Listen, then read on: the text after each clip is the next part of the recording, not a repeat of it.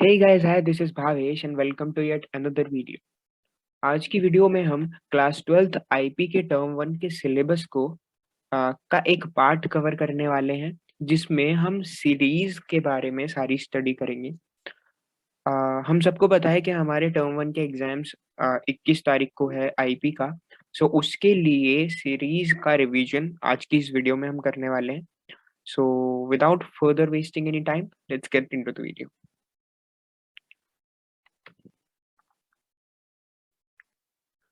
Okay, so, the topics which we'll be covering first are quick Python revisit, Python libraries, and Python introduction. Okay, हमने अपनी class 11th में Python पढ़ना start किया था। अब हम सब में से मुझे लगता है सब बच्चे ये जानते होंगे कि पाइथन होता क्या है। पाइथन एक प्रोग्रामिंग लैंग्वेज है। अगर मैं शॉर्ट में बताऊं तो पाइथन एक ऐसी प्रोग्रामिंग लैंग्वेज है जो कि कंप्यूटर सिस्टम को गाइड करती है कोई स्पेसिफिक टास्क परफॉर्म करने के लिए। वो एक है, वो एक ऐसा जरिया प्रदान करती है यूजर को कि यूजर अपना कोई भी टास्क कोड करे और कंप्यूटर सिस्टम उसको अंडरस्टैंड करके वो टास्क परफॉर्म करे। ठीक है, अभी तक के लिए पाइथन के लिए इतना जानना सही है। फिर अगर अपन बात करेंगे what are Python libraries. Okay, Python libraries क्या होती है? अगर मैं साफ साफ पाइथन लाइब्रेरीज की बात करूं तो लाइब्रेरी वो भी किसी भी प्रोग्रामिंग लैंग्वेज की लाइब्रेरीज उस प्रोग्रामिंग लैंग्वेज की फंक्शनैलिटी को इंक्रीज करने के लिए इस्तेमाल होती हैं। क्या मतलब है इसका? अगर मैं एक छोटा सा एग्जांपल लूं मैथ मॉड्यूल का या मैथ लाइब्रेरी का, तो वो लाइब्रेरी में कुछ ऐसे फंक्शंस एंड क्लासेस हैं जो कि यूजर को एडिशन, सब्ट्रैक्शन, मल्टीप्लिकेशन, डिवीजन और बहुत सारे ऑपरेशंस करके दे देता है। ठीक है, अगर वो लाइब्रेरी वहां पर नहीं होती तो हर यूजर को वो फंक्शंस पहले डिफाइन करने पड़ते and then he can make those operations. लेकिन एक लाइब्रेरी है जो कि उस पर्टिकुलर लैंग्वेज में लिखी हुई है, वो उस काम को थोड़ा सा इजी बनाती है for various type of users. ठीक है, तो इसी तरह की एक लाइब्रेरी है पांडास। अब हम पांडास के इंट्रोडक्शन के बारे में बात करेंगे। ठीक है, अब ये लाइब्रेरी पांडास इस्तेमाल किस लिए आती है? ठीक है, अगर हम शॉर्ट में बात करें तो पांडास डेटा एनालिसिस के लिए यूज होता है। डेटा एनालिसिस मतलब डेटा को एनालाइज करना। फॉर एग्जाम्पल, अगर आप एक स्कूल में हैं और आपके क्लास टीचर ने आपकी क्लास का टेस्ट लिया और उन्होंने एक लिस्ट बनाई कि किस बच्चे के कितने मार्क्स आए हैं। अब एक सीन और भी है उसमें कि मान लीजिए कि एक बच्चे के एक नाम दो बच्चों का है क्लास में, तो उस केस में रोल नंबर या फिर एसआर नंबर लिखना जरूरी हो जाता है।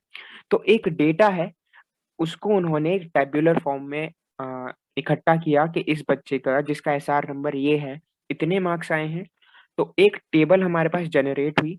अब इस टेबल को एनालाइज कर कर वो टीचर ये बता सकता है कि किसके कितने मार्क्स हैं, सबसे ज्यादा किसके हैं, सबसे कम किसके हैं, एवरेज मार्क्स कितने हैं। तो ये सारी चीजें एनालिसिस के ऊपर काम करती हैं। उसी को डिजिटल फॉर्मेट में और जल्दी करने के लिए हम पांडास का इस्तेमाल करते हैं। अब आपके दिमाग में क्वेश्चन आ सकता है कि एनालिसिस और सेम चीज ये हम एक्सेल से भी तो कर सकते थे, और भी बहुत सारे टूल्स हैं, लेकिन हम वाई पांडास पांडास का इस्तेमाल क्यों कर रहे हैं? जो कि इस नेक्स्ट पेज है हमारा, why pandas and how to install pandas. ठीक है, अब पांडास का इस्तेमाल या एक्सेल के ऊपर पांडास क्यों ज्यादा बेनिफिशियल है इसके बारे में बात कर लेते हैं थोड़ी सी। पांडास जो होता है एक्सेल से बेनिफिशियल या अदर सॉफ्टवेयर से बेनिफिशियल इसलिए है क्योंकि पहला पॉइंट, उसके अंदर एक्सेल से ज्यादा फंक्शनैलिटीज हैं। एक्सेल में जो फंक्शंस हैं वो पांडास में फास्ट परफॉर्म हो जाते हैं। और तीसरा सबसे इम्पोर्टेंट पॉइंट, कि पांडास में हम पाइथन के फंक्शंस एंड पाइथन की जो प्रोग्रामिंग लैंग्वेज के कोड हैं उनको इस्तेमाल करके हमारा काम इजी हो जाता है। ठीक, अब बात आती है हाउ टू इंस्टॉल पांडास। हम अपने कंप्यूटर सिस्टम में पांडास को इंस्टॉल कैसे कर सकते हैं? तो बहुत बेसिक स्टेप्स हैं। अगर अपन बात करें कि how to install pandas in our computer systems, तो गो टू कमांड प्रॉम्प्ट। आपके कंप्यूटर सिस्टम में कमांड प्रॉम्प्ट होगा, उस पे जाइए, उसको रन करिए। रन एज एडमिनिस्ट्रेटर कर लीजिए या सिंपली रन कर लीजिए, उससे कोई फर्क पड़ेगा नहीं।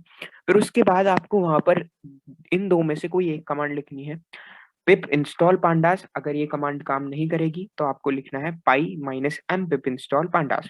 और मुझे यकीन है कि अधिकतर बच्चों ने अभी तक पांडास इंस्टॉल कर रखा होगा। ओके, सो आगे बढ़ते हैं। अब हमारे पास आता है पांडास की डेटा स्ट्रक्चर। ठीक है, हमने ये जान लिया कि पांडास होता क्या है, पांडा एनालिसिस के लिए इस्तेमाल होता है, डेटा एनालिसिस के लिए। अब हम पांडास के अंदर घुसते हैं, और पांडास में सबसे इम्पोर्टेंट चीज आती है, वो होता है उसका डेटा स्ट्रक्चर। ठीक है, इससे पहले एक चीज, एक दो एमसीक्यूज बन जाते हैं पांडास के इंट्रोडक्शन से, वो मैं आपको बता देता हूँ।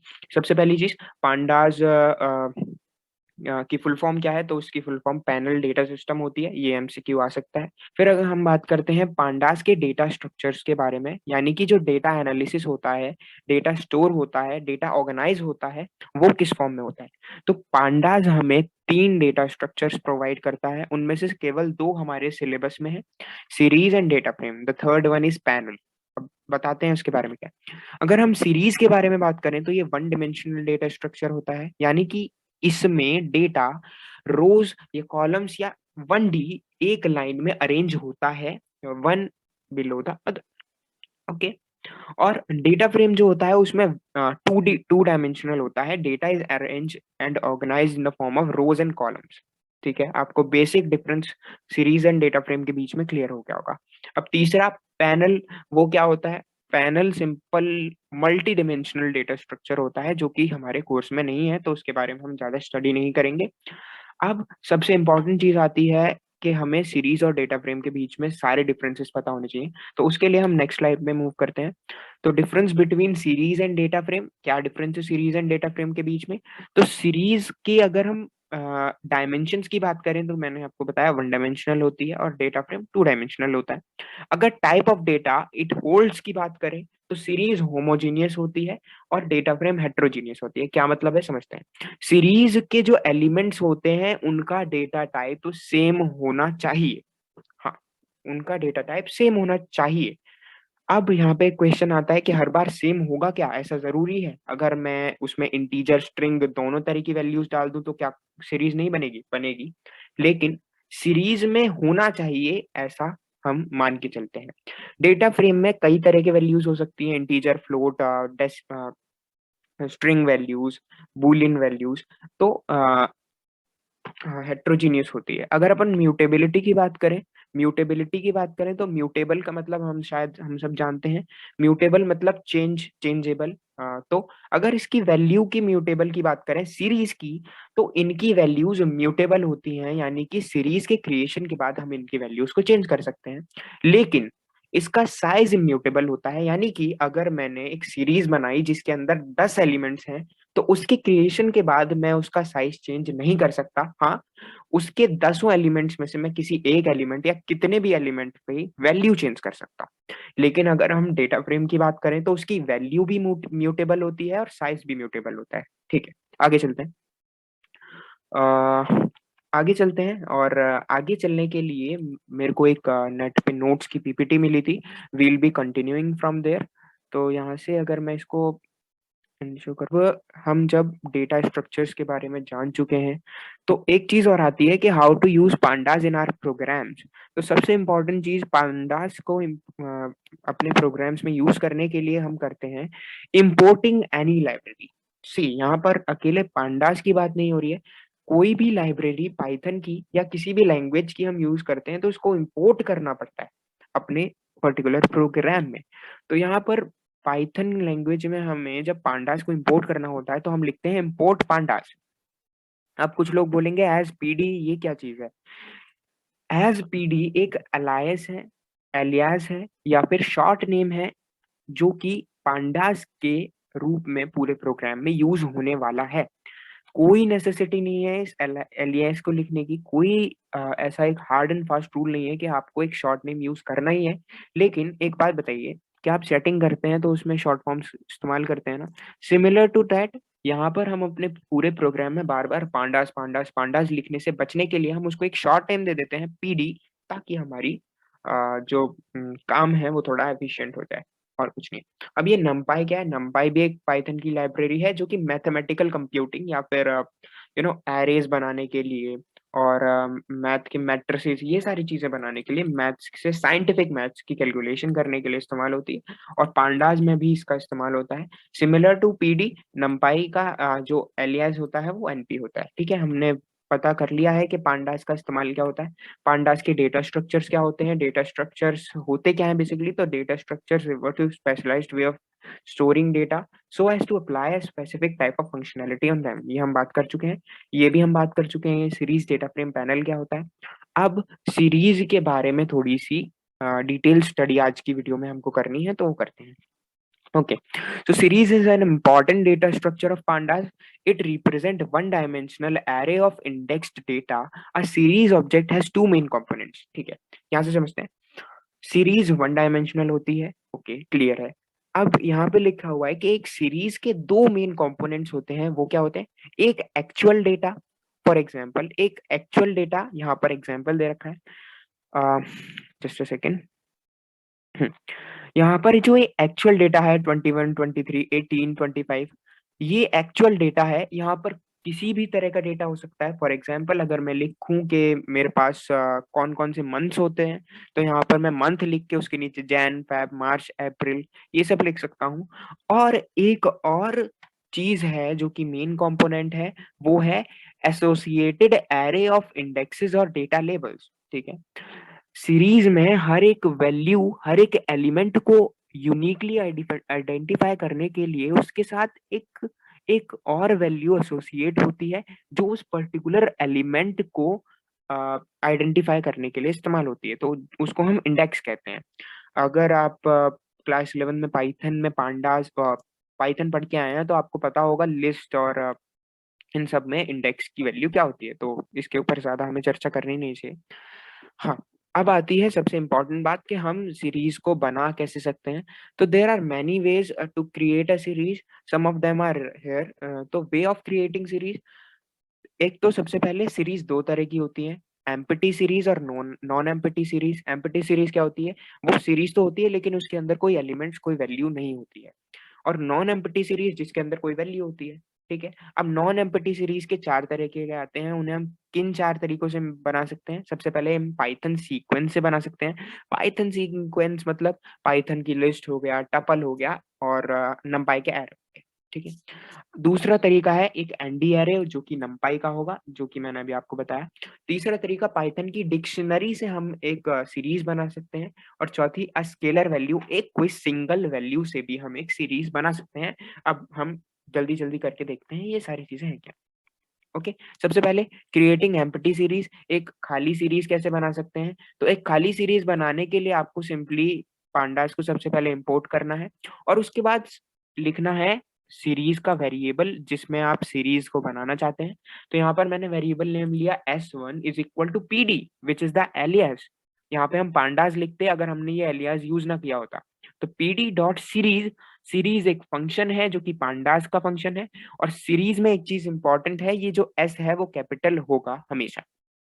ओके, और सीरीज एंड देन पैरेंथेसिस, और पैरेंथेसिस के अंदर कुछ नहीं क्योंकि हम एम्प्टी सीरीज बनाना चाहते हैं।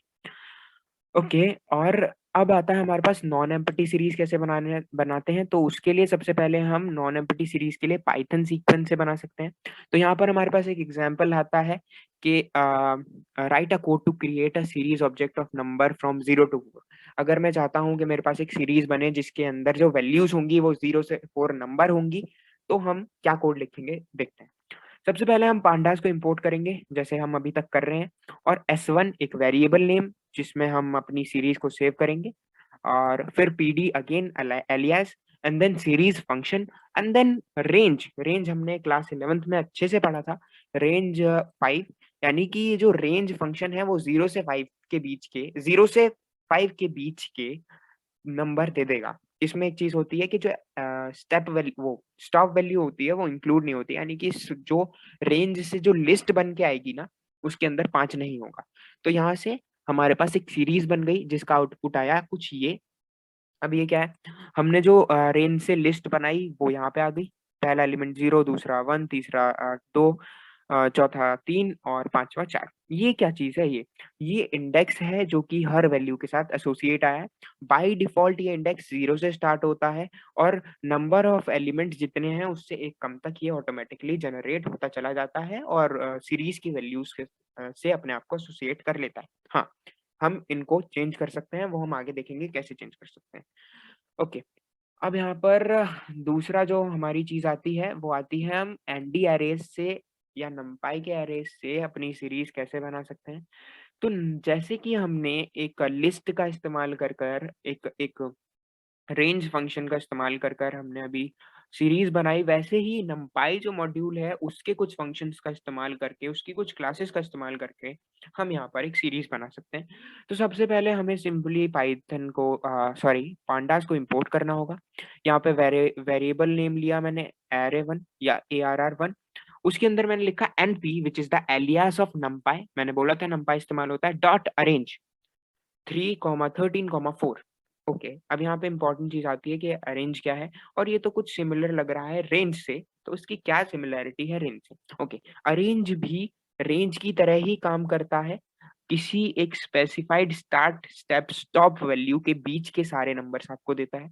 स्टार्टिंग वैल्यू डिफाइन करती है कि जो लिस्ट आपका जो एरे बनेगा उसकी स्टार्टिंग वैल्यू कहाँ होगी। स्टॉप वैल्यू आपको ये बताती है कि वो उसकी स्टॉप वैल्यू क्या होगी, और स्टेप वैल्यू आपको ये बताती है कि आपको 3 के बाद कितने स्टेप लेके नेक्स्ट वैल्यू पे पहुंचना है। ये मेरे को लगता है कि रेंज का ही कॉन्सेप्ट है और आपने 11th क्लास में इसको अच्छे से पढ़ा होगा। ओके, तो यही डिफरेंस है। अब इन दोनों के बीच में डिफरेंस क्या है, रेंज और अरेंज के बीच में? तो जो रेंज है वो पाइथन का बिल्ट इन फंक्शन है, और जो अरेंज है वो नंपाई है जो कि एक एक्सटर्नल मॉड्यूल का फंक्शन है या क्लास है। तो इसीलिए इन दोनों के बीच में डिफरेंस है। तो कन्वीनियंट तो यही है कि हम अरेंज को इस्तेमाल करें अपने लूप्स में और सारी जगह, क्योंकि हमें उसमें कोई लाइब्रेरी को इंपोर्ट करना पड़ता नहीं। उसके बाद मैंने s1 is equals to P D dot series array1। ठीक है, अब मैंने एक और वेरिएबल लिया s1, उसके अंदर मैंने लिखा P D dot series. Series is again function of pandas जो कि सीरीज को बनाने के लिए इस्तेमाल होता है। और उसके अंदर मैंने डेटा की तौर पे वैल्यू पास की, ये एरे जिसके अंदर वैल्यूज आई थी 3, 13 और 4। ये वाली जो एरे क्रिएट हुआ है उसको मैंने सीरीज के अंदर पास कर दिया है। ठीक है, आउटपुट देखते हैं। आउटपुट क्या आया? आउटपुट आया 3, 7, 11। ये कैसे आया समझते हैं। ओके, हमारा जो एरे था उसकी स्टार्टिंग वैल्यू हमने डिफाइन की थी 3, जो इसकी स्टेप वैल्यू थी वो 4 थी, यानी कि 3 के बाद उसको 4 स्टेप लेने के बाद नेक्स्ट वैल्यू मिलती, यानी कि 3 + 4 विच इज 7। तो हमारी जो नेक्स्ट वैल्यू है वो 7 है, और जो 7 में 4 प्लस करेंगे तो हमको मिलता है 11। वो हमारी थर्ड वैल्यू हो गई। अब इसके बाद वैल्यू क्यों नहीं आई? क्योंकि हमारी जो स्टॉक वैल्यू थी वो 13 थी, और अगर मैं 11 में 4 प्लस करता हूँ तो वो 15 आता है विच इज ग्रेटर देन 13। तो हमारी यहाँ 3 वैल्यू ही आएंगी और इनके साथ एसोसिएटेड इनके डेटा लेबल्स या फिर इंडेक्सेस। ओके, तो आई गेस हमने अरेंज का भी कॉन्सेप्ट समझ लिया है। अब आता है हमारा लाइन स्पेस फंक्शन। ये क्या करता है? ये जो स्टार्टिंग वैल्यू और स्टॉप वैल्यू है इनके बीच में इक्वली स्पेस्ड वैल्यूज रखता है, मतलब ऐसी वैल्यूज रखता है जिनके बीच का डिफरेंस बराबर हो। जैसे कि अगर हम यहाँ पे देखें तो 24 के बाद इसने 34 रखा, 34 के बाद 44, और 44 के बाद 54, और 54 के बाद 64। ये कुल मिलाकर 5 वैल्यूज हैं और ये इक्वली स्पेस्ड हैं। तो ऐसा ही कुछ एरे ये लेंथ स्पेस फंक्शन हमारे क्रिएट करता है। ये हमारे सिलेबस में इतना ज्यादा है नहीं, तो बट स्टिल मैंने आपको समझा दिया। ओके, अगर अपन बात करें next which is Python dictionary, तो हम पाइथन डिक्शनरी के बारे में हम सब जानते हैं कि पाइथन डिक्शनरीज में क्या होता है। पाइथन डिक्शनरीज में की और वैल्यू का पेयर होता है। वैल्यू जो होती है वो की से एसोसिएटेड होती है। तो इससे हम सीरीज कैसे बना सकते हैं देखते हैं। मैंने लिखा s1 जो कि एक वेरिएबल नेम है is equal to P D dot series Jan 31। Jan की है, 31 वैल्यू है, फेब की है, 28 उसकी वैल्यू है, और मार्च भी एक की है, और 31 उसकी वैल्यू है। तो यहाँ पर सीरीज के जो पैरेंथेसिस है उसके अंदर मैंने एक डिक्शनरी को ही पास कर दिया, और मैंने इस वेरिएबल s1 यानी कि सीरीज को जब प्रिंट कराया तो मेरे पास कुछ ऐसा आउटपुट मिला, यानी कि जो डिक्शनरी की कीज थी वो मेरी इंडेक्स बन गई, और जो डिक्शनरी की वैल्यूज थी वो मेरी सीरीज की भी वैल्यू बन गई। ओके, तो याद रखिएगा, जब भी आप डिक्शनरी से एक सीरीज बना रहे हैं तो जो डिक्शनरी की कीज हैं वो इंडेक्स बन जाती है, और डिक्शनरी की जो वैल्यूज हैं वो सीरीज की भी वैल्यूज या एलिमेंट बन जाते हैं। ओके, आगे चलते हैं। अब आता है हमारा creating a series using scalar value. And scalar value से हम सीरीज कैसे क्रिएट कर सकते हैं ये देखते हैं। सबसे पहले समझते हैं ये स्केलर वैल्यू होती क्या है। स्केलर वैल्यू सिंगल वैल्यू, हमेशा याद रखिएगा, scalar value is equal to single value. जब आपके पास एक ही वैल्यू से आपको किसी इतनी लेंथ की, किसी पर्टिकुलर लेंथ की सीरीज क्रिएट करनी होती है तो हम उसे कहते हैं creating a series using scalar value. क्या मतलब है? If data is a scalar value या single value then the index argument must be provided by the user, it will not be taken automatically as 012। अब मैंने आपको बताया कि जब भी हम सीरीज बनाते हैं स्केलर वैल्यू से तो उसके अंदर हमें कुछ चीजें ध्यान रखनी होती हैं। वो क्या होती है? सबसे इंपॉर्टेंट चीज, क्योंकि हम सिंगल वैल्यू का इस्तेमाल कर रहे हैं तो हमें इंडेक्स मेंशन करना होता है कि हमें कितनी वैल्यूज से वो सीरीज बनानी है, क्योंकि हमारी वैल्यू तो एक ही है। अब इंडेक्स बताएगा कि उस सीरीज में कितने एलिमेंट्स होंगे। ठीक है, हम एक एग्जांपल देख लेते हैं। S1 is equal to P D dot series 10। 10 एक स्केलर वैल्यू हो गई, और ये जो स्केलर वैल्यू 10 है वो जितने इंडेक्स हैं सब में यही वैल्यू होगी। अगर मैंने इंडेक्स लिखा 0 1 2 3, अभी इंडेक्स क्या है आप थोड़ा सोच रहे होंगे। ओके, तो मेरा जो वैल्यू है जो मैं रेगुलरली पास करता था वो 10 है, वो सब में कॉमन होगी। और ये इंडेक्स आर्ग्यूमेंट नया आया है, इस इंडेक्स आर्ग्यूमेंट की मदद से हम अपनी सीरीज का इंडेक्स मेंशन कर सकते हैं। तो इंडेक्स इज इक्वल टू 0 1 2 3, एक लिस्ट हमने लिखी और इसका इंडेक्स ये हो जाएगा। तो यहाँ पे जीरो का इंडेक्स, जीरो के सामने भी एसोसिएटेड वैल्यू क्या है? 10। 1 से भी एसोसिएटेड वैल्यू क्या है? 10।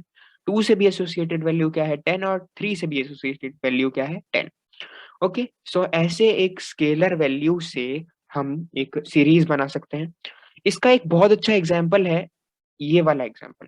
अगर मान लीजिए आपके पास कुछ 4 साल, आपने एक साल को 4 हिस्सों में डिवाइड किया, Q1, Q2, Q3, Q4, और उसमें आपने अपने आप को 50,000 रुपए स्पेंड करने के लिए आपने एसोसिएट किए। तो आप 4 इंडेक्सेस मेंशन करेंगे, Q1, Q2, Q3, Q4, और उन सब के साथ एक स्केलर वैल्यू विच इज 5,000 यहाँ पर एसोसिएट कर देंगे, तो आपको चारों में वही सेम वैल्यू मिल जाएगी। ठीक है, अब हमने यहाँ तक सीरीज क्रिएशन के बारे में सब समझ लिया है कि सीरीज होती क्या है, क्रिएट कैसे करते हैं। इसके बाद हमारे पास आता है कि additional functionalities of a series. ठीक है, थोड़ा सा इसके बारे में भी देख लेते हैं, हालांकि ये हमारे सिलेबस में उतना ज्यादा है नहीं। ठीक है, तो ओके, सबसे पहला आता है यहाँ पे specifying adding NaN values in a series object. अब ये नैन वैल्यूज क्या होती है? नैन की फुल फॉर्म होती है नॉट अ नंबर। क्या मतलब है? जब हमारे पास कुछ वैल्यूज सीरीज में मिसिंग होती हैं, मैं एक एग्जांपल देके समझाता हूँ। एक टीचर है, उसने 5 बच्चों का टेस्ट लिया, टेस्ट के लिए बोला, उनमें से एक बच्चा एब्सेंट था, और उसके मार्क्स अभी टीचर के पास नहीं थे। अगले दिन उस टीचर ने दोबारा से उसका टेस्ट लिया और अब उसके पास उसके मार्क्स होंगे। तो पहले दिन जब उसने एक सीरीज बनाई, उसमें उस बच्चे के मार्क्स उसके पास नहीं थे, लेकिन उसकी वैल्यू की जगह उसको कुछ ना कुछ तो लिखना था। इसलिए हमारे पास पाइथन एक फंक्शनैलिटी देता है कि अगर आपके पास कंप्लीट डेटा नहीं है उस टाइम पे जब आप सीरीज बना रहे हैं, तब आप जो मिसिंग वैल्यूज हैं उनको नैन या नॉट अ नंबर वैल्यू से फिल कर सकते हैं। एंड देन हमें पहले से पता है कि सीरीज की जो वैल्यू होती है वो म्यूटेबल होती है, और बाद में हम उसको म्यूटेबल यानी कि चेंज कर सकते हैं। ठीक है, एक एग्जांपल है S1 variable name is equal to PD dot series. पहली वैल्यू 6.5, उस बच्चे ने 6.5, एक पहला बच्चा है उसने 6.5 नंबर स्कोर किए, दूसरा बच्चा एब्सेंट था, तीसरा बच्चे ने 2.3 किए। तो टीचर ने जो दूसरा बच्चा था उसकी जगह np डॉट नैन फिल कर दिया। अब जब भी उसको उसके मार्क्स मार्क्स मिलेंगे वो यहाँ पर उसको म्यूटेट कर देगा।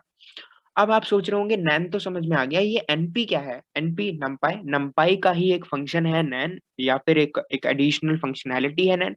तो यहाँ पर हम इसको np.nan के तरह ही इस्तेमाल करते हैं। एक चीज और यहाँ पे ध्यान रखिए कि जो a है वो स्मॉल लेटर्स में होना चाहिए। चलिए आगे बढ़ते हैं। Specify indexes as well as data with series in different ways.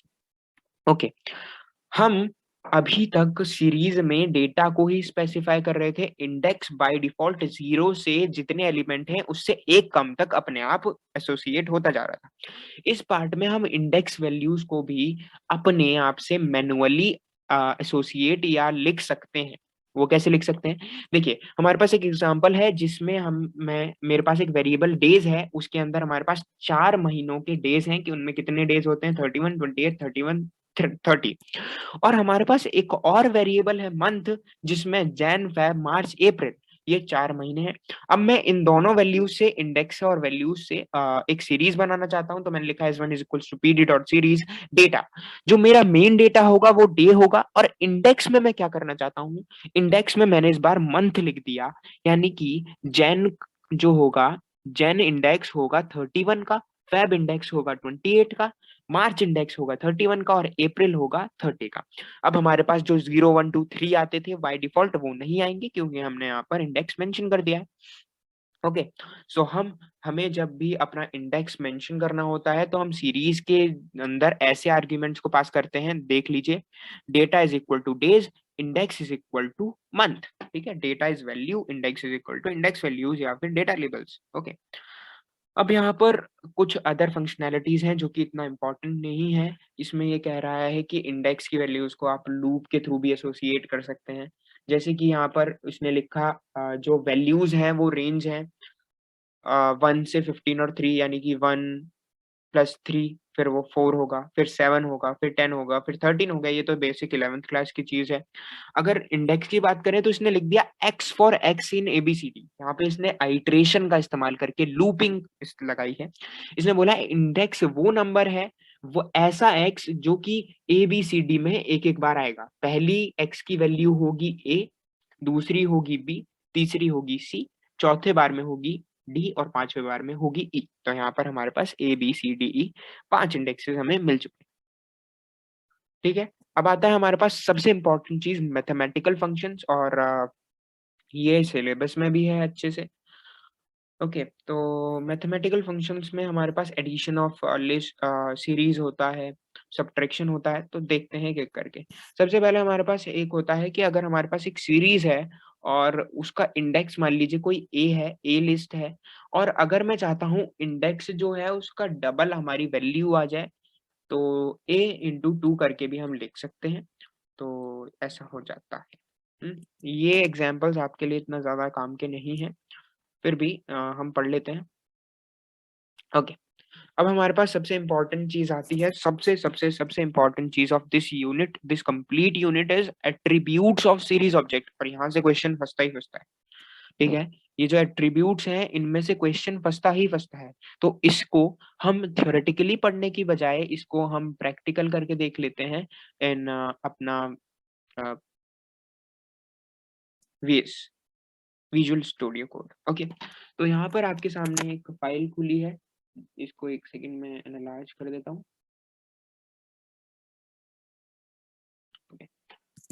Okay okay okay. यहाँ पर हमारे पास सबसे पहले हमने पांडास और नंपाई को इंपोर्ट कर लिया, जैसे कि अभी तक हम करके आ रहे थे। उसके बाद मैंने एक सीरीज क्रिएट की। ठीक है, सीरीज क्रिएट की जिसमें जो डेटा वैल्यूज हैं वो ये हैं और इंडेक्स वैल्यूज हैं वो ये हैं। यहाँ पे आप np.nan भी देख सकते हैं, यानी कि यहाँ पर एक मिसिंग वैल्यू भी है। ओके, अगर हम बात करें सबसे पहले सीरीज एट्रीब्यूट की, तो उसमें आता है s1 डॉट इंडेक्स। इसका क्या मतलब है? s1 डॉट इंडेक्स या फिर सीरीज डॉट इंडेक्स हमें डिस्प्ले करता है उस पर्टिकुलर सीरीज का इंडेक्स। इस सीरीज का इंडेक्स क्या है? North, east, south, waste.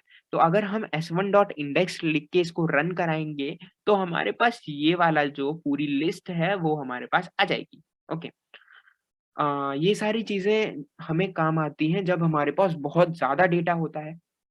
For example, अगर मेरे पास एक पूरी क्लास के मार्क्स हैं और मैं सिर्फ उनमें से बच्चे का नाम है जो वैल्यूज हैं, और बच्चे का नाम जो है वो इंडेक्स है, और उसकी जो मार्क्स हैं वो वैल्यूज हैं। तो अगर मैं उस केवल बच्चों का नाम देखना चाहता हूँ तो मैं इंडेक्स से उसको एक ऐसी एरे से उसको क्रिएट करके अपने पास सिर्फ नाम नाम देख सकता हूँ, यानी कि index of the list series देख सकता हूँ। ठीक है। दूसरा जो हमारे पास एट्रीब्यूट आता है वो आता है वैल्यूज। सिमिलर टू इंडेक्स, जो इंडेक्स दिखा रहा था ये वैल्यूज दिखाएगा, और यहाँ पर वैल्यूज क्या है ये। अभी हम इनको रन भी करके देखेंगे। ओके। तीसरा जो एट्रीब्यूट आता है वो होता है s1 dot D type. Data type यानी कि जो सीरीज का जो डेटा टाइप है, जो उसके अंदर डेटा है उसका डेटा टाइप है क्या एक्चुअली, तो वो ये रिटर्न करता है। चौथा आता है शेप। शेप क्या है उसकी, शेप मतलब उसके अंदर रोज कितने हैं, कॉलम्स कितने हैं, तो ये शेप बता देता है। ओके। अब यहाँ पर शेप में एक चीज इंपॉर्टेंट है, वो है क्या, हमने पढ़ा था कि सीरीज जो होती है वो वन डायमेंशनल होती है, यानी कि जो सीरीज में जो शेप आनी चाहिए वो वन डायमेंशनल आनी चाहिए, यानी कि एक आनी चाहिए, क्योंकि उसके अंदर तो एक ही रो में एलिमेंट होंगे। तो एग्जैक्टली यही होता है, जितने नंबर ऑफ एलिमेंट होते हैं वो लिख के आते हैं, कॉमा लिख के आता है, और क्योंकि वो किसी कॉलम्स में या दूसरे डायमेंशन में डिस्ट्रीब्यूट नहीं है, इसलिए वो वहां पर कुछ नहीं आता। अभी हम देखेंगे कैसे एग्जाम्पल से। ओके, अभी हम समझ लेते हैं। अगला जो एट्रीब्यूट आता है वो आता है s1.n बाइट्स, यानी कि ये जो एट्रीब्यूट है वो हमें बताता है कि इस पर्टिकुलर सीरीज ने हमारे कंप्यूटर सिस्टम में कितनी नंबर ऑफ बाइट्स घेर रखी है। फिर आता है हमारा डायमेंशन, वो सीरीज की या किसी भी ऑब्जेक्ट की डायमेंशन बताता है कि ये कितने डायमेंशन की है, और क्योंकि हम पढ़ चुके हैं सीरीज वन डायमेंशन होती है, तो इसका आंसर सीरीज के केस में हमेशा वन आने वाला है। ओके। और अगर हम बात करें नेक्स्ट एट्रीब्यूट की, तो वो होता है s1 डॉट साइज। ये बताता है कि आपके एक सीरीज ऑब्जेक्ट में कितने नंबर ऑफ एलिमेंट्स हैं। ओके। फिर उसके बाद आता है आपका हैज नेम्स। ये क्या है, ये इंटरेस्टिंग है, इसको जरा समझते हैं। हैज नेम्स, आपकी अगर सीरीज में कोई भी नैन वैल्यू या मिसिंग वैल्यू है, तो ये यहाँ पर ट्रू रिटर्न करेगा, अदरवाइज ये फॉल्स रिटर्न करेगा, यानी कि एक बुलियन टाइप का हो गया, ट्रू फॉल्स के टर्म में अपना आंसर देगा। तो मैंने लिखा अगर सीरीज वन या s1 डॉट हैज नेम्स, तो ये चेक करेगा उसके अंदर नैन वैल्यू है या नहीं, देखेगा भाई मिली तो फिर ये ट्रू करेगा, अदरवाइज फॉल्स करेगा। ठीक है। और आखिरी जो हमारा एट्रीब्यूट है वो है s1 डॉट एम्प्टी। ये चेक करेगा जो हमारी सीरीज है वो एम्प्टी सीरीज है या नहीं, अगर एम्प्टी सीरीज है तो ट्रू, अदरवाइज फॉल्स। एक बार मैं सारे एट्रीब्यूट्स को एक बार आपको रन करके दिखा देता हूँ, क्या क्या इनकी फंक्शनैलिटी होती है। ओके। ओके। जो हमारा सबसे पहले था इंडेक्स वाला, तो इंडेक्स वाले ने हमें एक पूरा एरे निकाल के दे दिया इंडेक्स, और उसके अंदर आया नॉर्थ साउथ ईस्ट वेस्ट, और उसने डेटा टाइप भी बता दिया कि जो इंडेक्स है उसका डेटा टाइप क्या है, उनकी वैल्यू जो है डेटा टाइप क्या है उसका, ऑब्जेक्ट है। फिर हमने बोला था s1 डॉट वैल्यूज, तो उसने सारी वैल्यूज हमको लिख के दे दी। पहली वैल्यू थी 5400 डॉट, ये डॉट क्या है, ये डॉट जीरो था ना, तो उसने डॉट लगाया, ऐसे लिखने का स्टाइल होता है। फिर सेकंड वैल्यू थी 2500, 7500, और जो आखिरी वैल्यू थी नैन थी, नॉट अ नंबर, तो यहाँ पे इसने नैन को रिटर्न किया। फिर हमने पूछा था कि उसका डेटा टाइप क्या है, जो वैल्यूज है इनका डेटा टाइप क्या है, तो डेटा टाइप आप देख सकते हैं, डॉट है, डेसिमल है, तो फ्लोट 64। फिर उसके बाद हमने बोला था इसका शेप क्या है, तो मैंने आपको बोला था ये शेप में, क्योंकि ये वन डायमेंशनल है, तो एक ही नंबर ऑफ एलिमेंट्स कॉमा कुछ नहीं करेगा, क्योंकि ये एक ही डायमेंशन में सारा डेटा है, और क्योंकि यहाँ पर चार वैल्यूज हैं तो इसने फोर कॉमा करके इसको छोड़ दिया। अगर हम बात करें कि कितनी बाइट्स इसने सिस्टम में ले रखी है, तो इसने 32 बाइट्स ले रखी है। हम बात करें डायमेंशन कितनी है इस पर्टिकुलर सीरीज की, तो वन डायमेंशन है, क्योंकि सीरीज वन डायमेंशन होती है। अगर अपन बात करें कि इस सीरीज के अंदर कितने एलिमेंट्स हैं, जो कि आता है साइज से, तो इसके अंदर फोर एलिमेंट्स हैं, आप देख सकते हैं 1 2 3 4। फिर इसके अंदर आता है कि ये इस सीरीज के अंदर नैन है या नहीं है, तो नैन आप देख सकते हैं है, तो इसने ट्रू किया, नहीं होता तो फॉल्स करता। अभी मैं दिखाता हूं कैसे। और इसने बोला ये सीरीज एम्प्टी है या नहीं, तो आप भी देख सकते हैं सीरीज एम्प्टी का है, चार वैल्यूज है, तो फॉल्स करेगा। अब हम एक चीज करके देख लेते हैं, इसमें नैन की जगह कुछ और एंट्री कर देते हैं, 6500 करते हैं, इसको सेव करके दोबारा से रन करते हैं। हम्म, तो यहाँ पर देखिए हैज नैन्स के अंदर अब फॉल्स आ गया, पिछली बार ट्रू आया था, देखिए पिछली बार आया था ट्रू, ये रहा, और इस बार आया false. Okay, so I hope ये एट्रीब्यूट्स आपको सारे क्लियर हो गए होंगे। अब लास्ट टॉपिक हमारा आता है accessing elements of a series. एक सीरीज के एलिमेंट्स को हम एक्सेस कैसे कर सकते हैं, तो सीरीज के एलिमेंट्स को हम दो तरीके से एक्सेस कर सकते हैं, using indexing and using slicing. Indexing मतलब उसकी इंडेक्स की वैल्यूज को इस्तेमाल करके हम इंडेक्स को इस्तेमाल करके हम वैल्यूज को फेच कर सकते हैं। और दूसरा स्लाइसिंग। स्लाइसिंग क्या है? देखिए, स्लाइसिंग का सबसे बेस्ट एग्जांपल होता है एक सेब। सेब को आप छोटे छोटे स्लाइस में, टुकड़ों में काट के रखते हैं। सिमिलर टू दैट, हम एक सीरीज को एक छोटे छोटे टुकड़ों में काट के अपने मर्जी से रख सकते हैं, उसी को स्लाइसिंग कहते हैं। ठीक है, तो हम बारी बारी से देखते हैं क्या होता है। सबसे पहला आता है हमारा इंडेक्सिंग मेथड, जो कि पहला टाइप है एक्सेसिंग इंडिविजुअल एलिमेंट्स का। तो ये दो तरीके के होते हैं, एक इंडेक्स से और एक लेबल इंडेक्स से। ओके, हम समझते हैं क्या है। एग्जाम्पल देखते हैं। सबसे पहले हमारे पास आता है, हमने एक पांडास को इंपोर्ट किया, उसके बाद एक सीरीज क्रिएट की, उसका इंडेक्स ये है। और अगर मैं लिखता हूँ S1 and then closed bracket या स्क्वायर ब्रैकेट 1, तो इसका क्या मतलब है भाई? इसका मतलब ये है कि जो S1 सीरीज है, उसकी जो फर्स्ट फर्स्ट इंडेक्स पर वैल्यू है भाई, वो मुझे फेच करके दे दे। यानी कि अगर हम इन स्क्वायर ब्रैकेट्स के अंदर कोई नंबर लिख रहे हैं, तो वो देखेगा कि इस इंडेक्स में जो फर्स्ट इंडेक्स है नॉर्थ, देखो इस इंडेक्स की वैल्यू क्या होगी? 0। नॉर्थ की क्या होगी? 0। हम ये पढ़ते आ रहे हैं। ईस्ट की क्या होगी? 1। साउथ की क्या होगी? 2। और वेस्ट की क्या होगी? 3। तो उसने बोला कि सीरीज जो S1 है, उसकी जीरो फर्स्ट इंडेक्स पे जो वैल्यू है वो मुझे चाहिए। तो उसने इंडेक्स वैल्यूज में मैच किया कि फर्स्ट इंडेक्स किसका है। उसने बोला भाई ईस्ट का है। तो इस ईस्ट से एसोसिएटेड वैल्यू क्या है? 2500। तो उसने वो फेच करके हमारे पास यहाँ दे दिया आउटपुट के तौर पे। ओके, आउटपुट के तौर पे उसने यहाँ पे हमें फेच करके दे दी।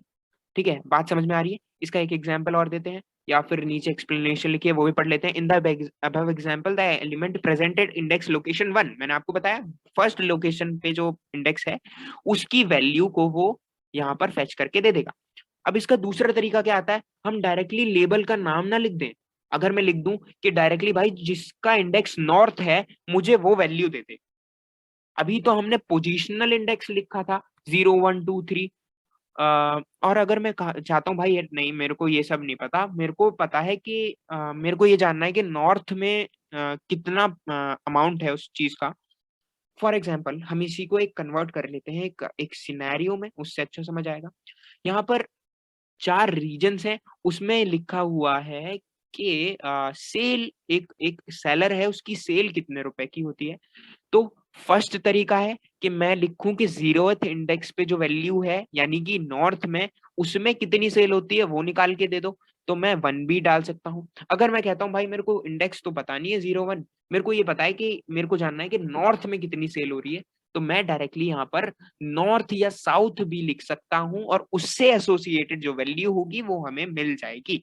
देखिए, मैं इसी प्रोग्राम को कॉपी करके अपने VS कोड में चला के दिखाता हूँ आपको, इसमें थोड़ा सा चेंज करके।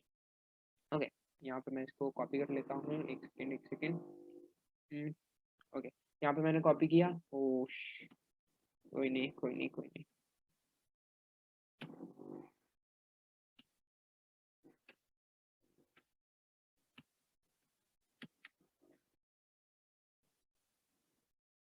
ओके, यहाँ पर मैंने इसको कॉपी कर लिया। और अब मैं चाहता हूँ कि मेरे को जो साउथ में सेल हो रही है वो कितने की हो रही है, वो वैल्यू बता दो। तो हमें पता है साउथ से जो एसोसिएटेड वैल्यू है वो है 7500। एक बार मैं सीरीज को प्रिंट भी करा देता हूँ, S1। ओके, और अब मैं कहता हूँ कि साउथ जो इंडेक्स है उससे एसोसिएटेड जो सेल है वो मेरे को बताइए। तो अगर मैं इसको रन करूँ,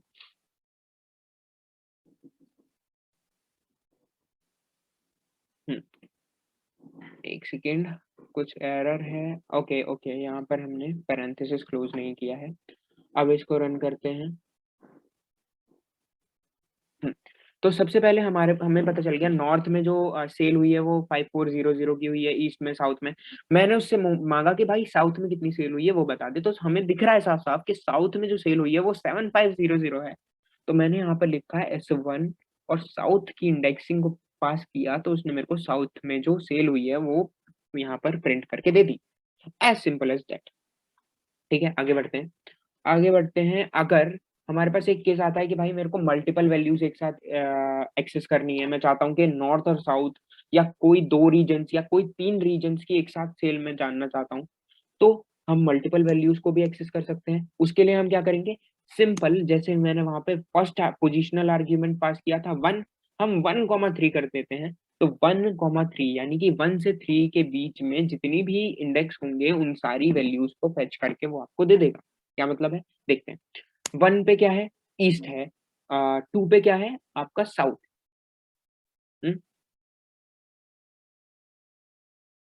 नहीं, एक सेकेंड।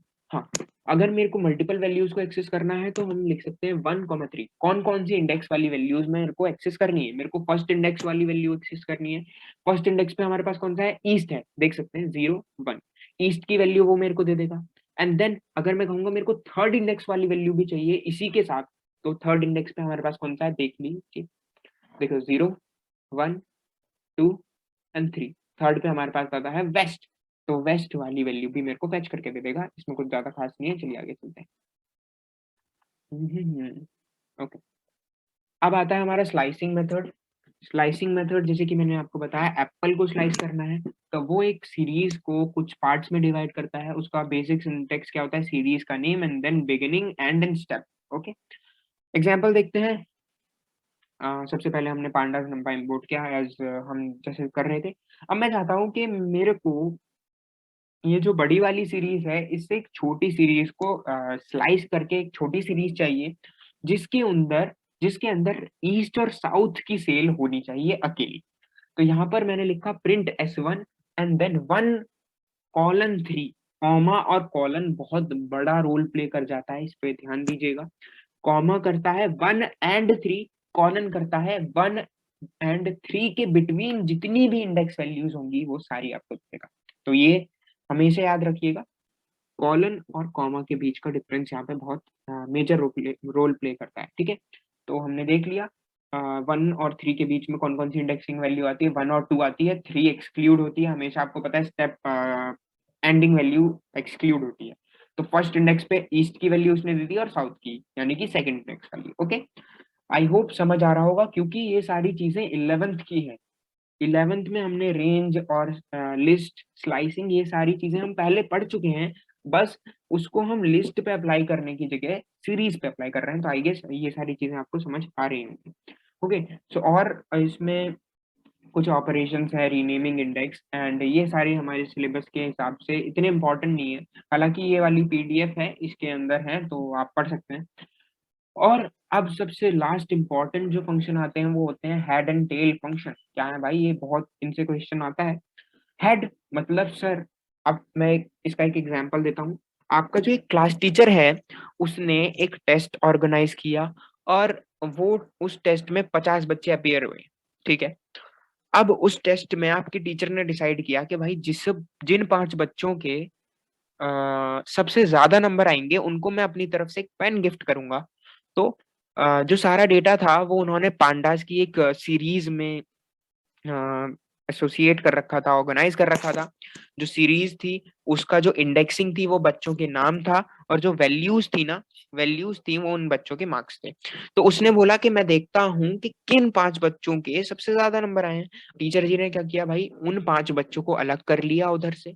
उन 5 बच्चों को अलग करने के लिए उन्होंने हेड फंक्शन का इस्तेमाल किया। तो head function is use to fetch और return a specific number of rows from beginning of the series.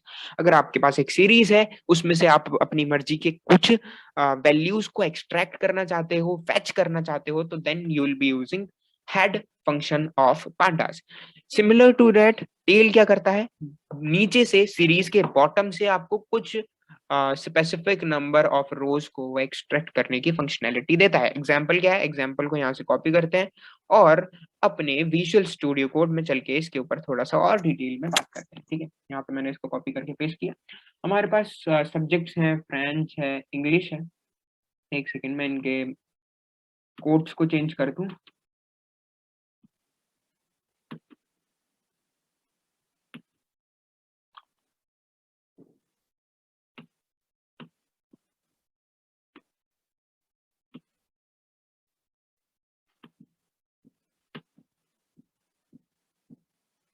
Okay, यहाँ पर हमारे पास सब्जेक्ट की एक लिस्ट है जिसके अंदर 5 सब्जेक्ट्स हैं और मार्क्स भी हैं। एक अनदर लिस्ट है जिसके अंदर 5 सब्जेक्ट्स के मार्क्स हैं। अगर मैं चाहता हूं इनमें से शुरू के इस पूरी सीरीज में से शुरू के 3 सब्जेक्ट मेरे को मिल जाए तो मैं लिखूंगा S1 डॉट हेड और 3। ठीक है, यहाँ पर 3 की जगह मैं 4 भी कर सकता हूँ तो मेरे को 4 मिल जाएंगे। अगर मैं इसको सेव करके रन करूं तो यहाँ से मैं इसको रन करता हूँ, देखते हैं। ओके, तो मैंने लिखा था कि मेरे को शुरू की 4 वैल्यूज चाहिए, तो इन्होंने फ्रेंच दे दी, इंग्लिश दे दी, मैथमेटिक्स दे दी, ज्योग्राफी दे दी, जबकि हमारे पास एक्चुअल सीरीज में 5 वैल्यूज हैं। अगर यहाँ पे मैं 4 की जगह 2 कर दूं तो ये मेरे को सिर्फ शुरू की 2 वैल्यूज ही देगा। देखिए, इसने मेरे को दिया French and English only, 2 he values.